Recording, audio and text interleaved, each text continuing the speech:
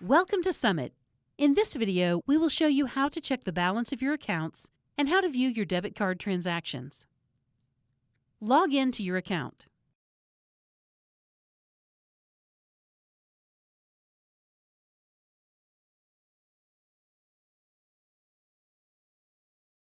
Your homepage and accounts may look a little different than what you see here, but the information will be in the same places.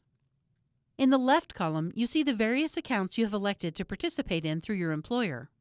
Your available balance is the number listed to the right. In this example, the participant has $900 available in her FSA account and $2,800 available in her HRA account. If you click on the account type, you can see how much has been spent so far this plan year and how much you elected. On the right side of the screen is where you'll find any alerts that you need to know. Examples of the information you would find here are claims denials or request for a receipt. Below the alerts, you will find recent transactions and pending or unpaid transactions. Click View All to see a transaction history. At the top, you see transactions that require attention. This person needs to upload a receipt for a claim.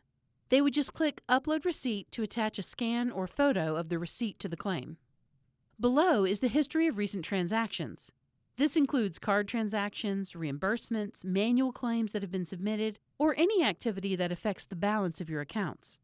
You can see which benefit plan the transaction affects, the service date, a description, the type of transaction, claimant, amount, reimbursement method, and transaction status.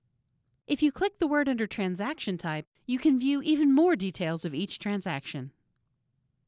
If you need to find a specific transaction, just click the Show button by Transaction Search, and you can search for a transaction by check or claim number, or by any of the options listed here. You can also go directly to the Transaction History page from the blue navigation bar at the top of your screen. If you have further questions, please contact your Human Resources Department.